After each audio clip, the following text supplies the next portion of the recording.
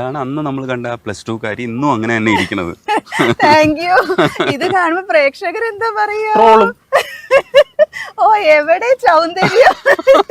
അതെങ്ങനെ തന്നെ ചോദിക്കും.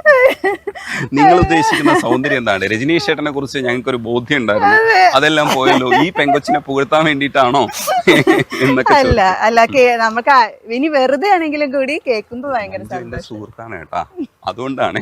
ഈ ഗന്ധർവനെ കുറിച്ച് പറഞ്ഞപ്പോ ഏതൊരു പെൺകുട്ടിയും ആഗ്രഹിക്കുന്നതാണ് അങ്ങനെ ഒരു കാമുകൻ. നമ്മൾ വിളിക്കുമ്പോ വരുന്നൊരു കാമുകൻ.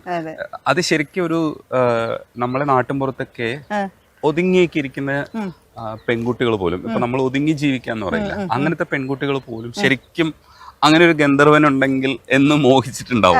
അതൊരു പക്ഷെ അതായിരിക്കും പത്മരാജൻ സാറ് അത് പകർത്തിയിട്ടുണ്ട്. അതിലൊരു നിഷ്കളങ്കത ഉണ്ട്. പിന്നെന്ന് പറഞ്ഞാൽ ആ പാലപ്പൂവിന്റെ നിറം, പാലപ്പൂവിന്റെ മണം, അതൊക്കെ നമുക്ക് കണക്ട് ചെയ്യാൻ പറ്റുന്നുണ്ട്.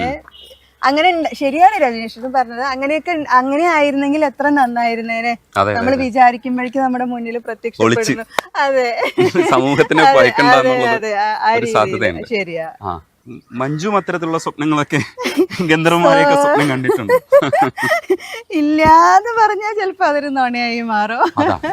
അതാണ് മഞ്ജു തുറന്നു പറഞ്ഞിരിക്കുന്നു. പിന്നെ ഇത്തിരി, അതായത് വായന മീൻസ് കണ്ടിന്യൂസ് ആയിട്ട് വായിക്കുന്ന ഒരാളല്ലെങ്കിൽ കൂടി ഇങ്ങനെ ചില സാധനങ്ങളൊക്കെ മനസ്സിൽ ഇങ്ങനെ മിന്നി തെളിഞ്ഞു പോകും. അപ്പൊ എവിടെയെങ്കിലും ഒന്ന് കുത്തിക്കുറിച്ചിടുക, അങ്ങനത്തെ ഒക്കെ താല്പര്യങ്ങളുള്ള ആളാ. അപ്പൊ ഇത് എല്ലാം കൂടി കണക്റ്റഡ് ആവുമ്പോ എവിടേക്കോ ഒരു ഗന്ധർവനെ ആഗ്രഹിക്കുന്നുണ്ട്. ഞാൻ ട്രോൾ ചെയ്തല്ല കേട്ടോ, ആക്ച്വലി എല്ലാവരും ആഗ്രഹിക്കാറുള്ളതാണ് അങ്ങനെ ഒരു റൊമാൻസ് ഒക്കെ. നമ്മൾ വിചാരിക്കുന്നത് പോലെ ആയിരുന്നെങ്കിലും നമ്മൾ വിചാരിക്കില്ലേ. ഇപ്പോഴത്തെ ഒരു സിറ്റുവേഷൻ അത് എന്താ പറയാ, ഒരു സാങ്കല്പികമായിട്ടുള്ള ഒരു പ്രണയമാണല്ലോ. അതിന്റെയൊക്കെ ബ്യൂട്ടി ഇനി ഉണ്ടാവുമോ എനിക്ക് തോന്നണില്ല. ഈ അഭിപ്രായം എനിക്കില്ല. ബ്യൂട്ടി എല്ലായിടത്തും ഉണ്ട്. അല്ല, ബ്യൂട്ടി ഉണ്ട്, പക്ഷെ ഇതെന്ന് പറഞ്ഞാൽ സംതിങ് ഡിഫറെന്റ് ആണ്.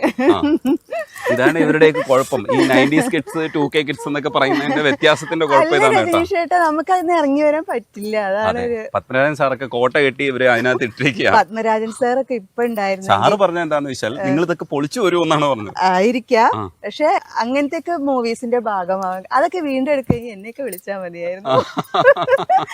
തൂവാനത്തുമ്പികളെ നമുക്ക് മറക്കാൻ പറ്റുമോ?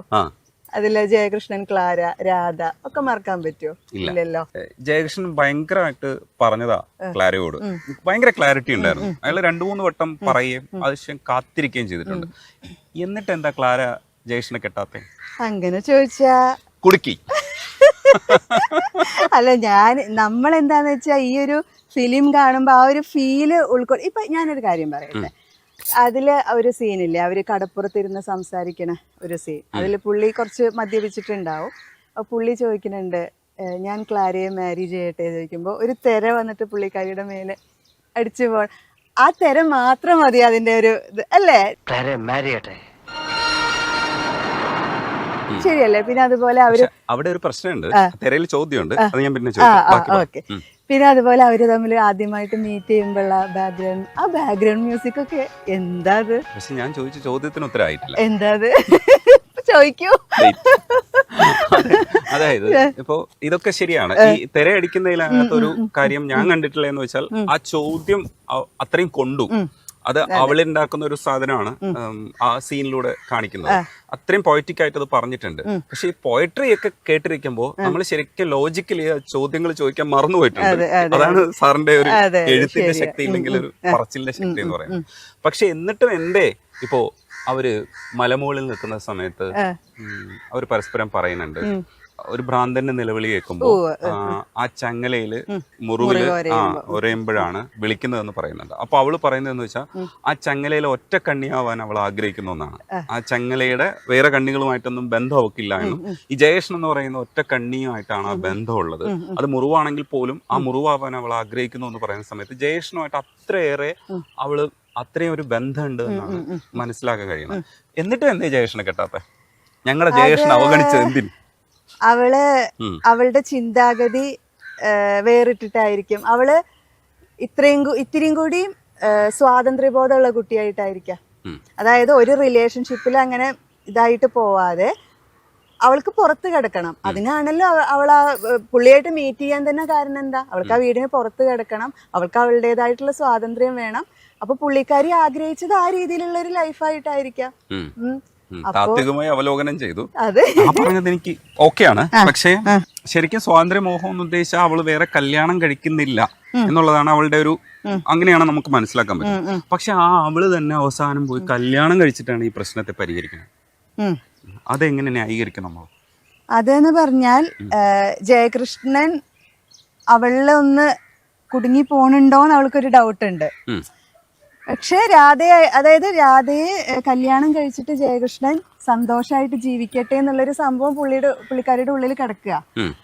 അപ്പോ ഇവർ ഇടയ്ക്കിടയ്ക്ക് മീറ്റ് ചെയ്യുന്ന ഒരു സംഭവമുണ്ട്. ഇവള് നാട്ടിലേക്ക് വന്നാൽ പുള്ളിക്കാരൻ വരും, മീറ്റ് ചെയ്യും. അപ്പൊ രാധയോട് പുള്ളിക്കാരൻ പറഞ്ഞൊരു വാക്കുണ്ട്, മീറ്റ് ചെയ്യണ അതായത് രാധയെ കല്യാണം കഴിക്കുക, പിന്നെ അവര് തമ്മിലൊരു കണക്ഷനും ക്ലാരിയായിട്ടൊരു കണക്ഷനും ഉണ്ടാവില്ല എന്നുള്ളൊരു സംഭവം. അപ്പോ ജയകൃഷ്ണനോട് പുള്ളിക്കാരിക്കുള്ള ഒരു എന്തൊക്കെയാണെന്നുണ്ടെങ്കിലും ജയകൃഷ്ണനോട് പുള്ളിക്കാരിക്ക് ഒരു ആത്മാർത്ഥത അവിടെ കിടക്കുന്നുണ്ട് ക്ലാരയ്ക്ക്. അപ്പോ ഇതിനൊരു ശരിക്കുള്ള ഒരു ഇത് എൻഡ് വരണം എന്നുണ്ടെങ്കിൽ പുള്ളിക്കാരി വേറെ ലൈഫുമായിട്ട് സെറ്റിൽഡ് ആയി എന്നുള്ള ജയകൃഷ്ണന്റെ മനസ്സിൽ ബോധ്യപ്പെടുത്തി കഴിഞ്ഞാലാണ് ജയകൃഷ്ണൻ ഇവിടെ രാധയുടെ കൂടെ ആത്മാർത്ഥമായിട്ട് ജീവിക്കാൻ പറ്റും. ജയകൃഷ്ണനെ പോലെയുള്ളൊരു മുത്തിനെ ഒഴിവാക്കിയിട്ട് ജയകൃഷ്ണനെ വേറൊരു കല്യാണം കഴിപ്പിക്കാൻ വേണ്ടിയിട്ട് അവള് പോയി കല്യാണം കഴിച്ചു എന്ന് പറയുന്ന സ്ഥലത്താണ് എനിക്ക് ഒബ്ജക്ഷൻ. അത് ഇങ്ങനെ പരിഹരിക്കും എന്ന് ചോദിച്ചാൽ രജനീഷായിട്ട് ഇതുപോലത്തെ ഭയങ്കര ബുദ്ധിപരമായുള്ള ക്വസ്റ്റ്യൻസ് ഒക്കെ ചോദിച്ചാൽ ബുദ്ധിജീവി കാര്യങ്ങൾ പറഞ്ഞുകൊണ്ടിരുന്നിട്ട് എന്റെ അടുത്ത് അവസാനം ചോദിക്കുക. അങ്ങനെയൊന്നും ചിന്തിക്കണ്ട, നമ്മൾ അതിന്റെ ബ്യൂട്ടി മാത്രം നോക്കിയാൽ മതി. ഈ ബ്യൂട്ടി മാത്രം നോക്കിയിരുന്നപ്പോഴാണ് എന്നെ തോണ്ടിയിട്ട് ക്ലാരയെ കുറിച്ച് പറഞ്ഞു, ജയകൃഷ്ണനെ അല്ല അത് രസമല്ലേ, നമുക്ക് അങ്ങനത്തെ ടോപ്പിക്കിലേക്ക് വരിക എന്ന് പറഞ്ഞ രസമല്ലേ. ഈ പ്രണയം ആക്ച്വലി നമ്മൾ ഈ സിനിമയിലൊക്കെ കണ്ട് ആസ്വദിക്കുന്നതിനപ്പുറത്തേക്ക് മഞ്ജുവിന്റെ അടുത്തേക്കൊക്കെ ഒരുപാട് പ്രപ്പോസൽസ് ഒക്കെ വരുമല്ലോ. ഇതിനൊക്കെ എങ്ങനെ മാനേജ് ചെയ്ത മഞ്ജു? നമ്മളെയൊക്കെ ആര് പ്രണയിക്കാനാണ്? +2 സമയത്ത് ആണ് സിനിമയിലേക്ക് വരുന്നത്. അപ്പൊ പിന്നെ തീർച്ചയായിട്ടും ഒരുപാട് ആൾക്കാർ അപ്രോച്ച് ചെയ്യും. ഓരോ പ്രായത്തിന്റേതായിട്ടുള്ള അട്രാക്ഷൻ ഒക്കെ ഇല്ലാത്ത ആരാ ഉള്ളത് ഈ ഭൂമിയില് അല്ലെ? പിന്നെ പ്രണയം എന്ന് പറഞ്ഞാൽ പ്രണയത്തിന് പ്രായമില്ല എന്നൊക്കെ പറയും. നമ്മളെ മനസ്സിൽ വളരെ ബ്യൂട്ടിഫുൾ ആയിട്ട് കൊണ്ട് നടക്കേണ്ട ഒരു സംഗതിയാണ് പ്രണയം. അതിനോടൊക്കെ നമുക്ക് തന്നെയാണ് പ്രണയം സംതിങ് ഡിഫറെന്റ് ആണ്. അതിന് തന്നെ ഒരു പാട്ടില്ലേ, നിന്നോടെനിക്കുള്ള പ്രണയം ചൊല്ലുവാൻ ഞാൻ കാത്തിരുന്ന ദിനം, പ്രണയം പറഞ്ഞിടാൻ വയ്യാതെ നിന്നെ ഞാൻ പ്രണയിക്കുമീ സുദിനം, നിന്നെ പ്രണയിക്കുമീ സുദിനം. പ്രണയപ്പാട്ടുകൾ എന്നൊക്കെ പറഞ്ഞാൽ എത്ര പാട്ടുകളാണ്. പ്രണയ പാട്ടല്ലല്ലോ ഞാൻ ചോദിച്ച പ്രണയ ഗാനങ്ങൾ.